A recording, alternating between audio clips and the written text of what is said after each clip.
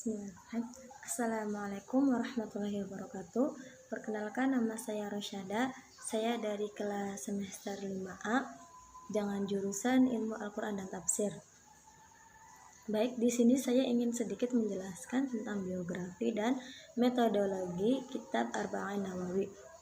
Langsung saja, dari pengarang kitab Arba'in Nawawi di sini adalah nama lengkapnya adalah Muhyiddin Abu Zakaria Yahya bin Syaraf bin Mari Al-Khazami.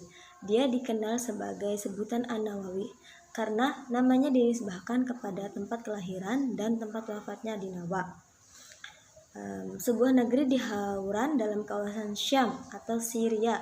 Dia lahir pada bulan Muharram tahun 631 Hijriah atau 1233 Masehi di desa Nawa. Langsung saja, bahwasanya Imam Nawawi di sini dididik oleh ayahnya yang bernama Syaraf ibnu Muri. Dia dikenal dengan kesolehan dan ketakwaannya. Lalu Imam Nawawi tersebut, beliau adalah seorang sayyid yang dimana sangat menjaga dari hawa nafsu, sehingga dia selalu meninggalkan sesuatu yang bersifat keduniawian dan menjadikan agamanya sebagai sesuatu yang dapat membawa kemakmurannya. Dia juga seorang yang zuhud dan qanaah, pengikut ulama salaf dari Ahlus Sunnah wal Jamaah. Dia sabar dan mengajarkan kebaikan. Beliau juga tidak menghabiskan waktunya selain hanya dalam ketaatan, dan dia juga seorang seniman dalam berbagai bidang keilmuan seperti ilmu fikih, hadis, bahasa, tasawuf, dan mengembangkan ilmu mengerjakan amal-amal yang sulit, menyucikan jiwa dan kotoran hawa, akhlak tercela, dan keinginan-keinginan yang tercela.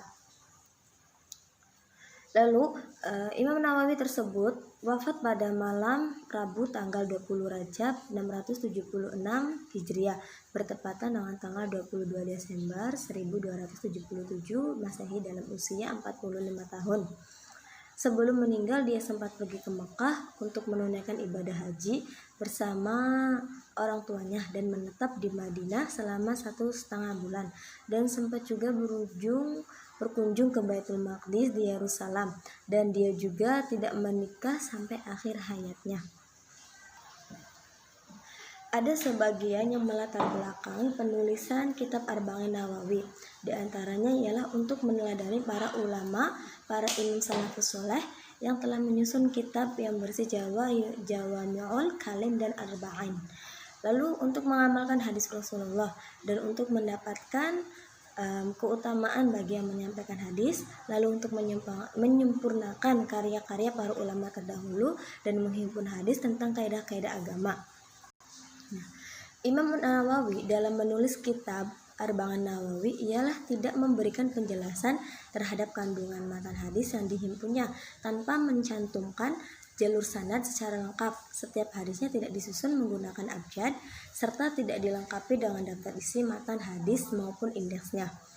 Manasya atau sistematika dalam penulisan Arba'in Nawawi sendiri yaitu diawali dengan mukadimah dari Imam An-Nawawi, kemudian tiap-tiap hadis tidak dibuatkan tema pokok tersendiri. Artinya, dalam kitab Arba'in Nawawi, Imam Nawawi pada tiap hadis tidak diberi judul secara spesifik, tapi hanya disebutkan hadis pertama, hadis kedua, dan seterusnya hingga akhir, sehingga pembaca tidak mengetahui tema dalam hadis tersebut tanpa membacanya terlebih dahulu.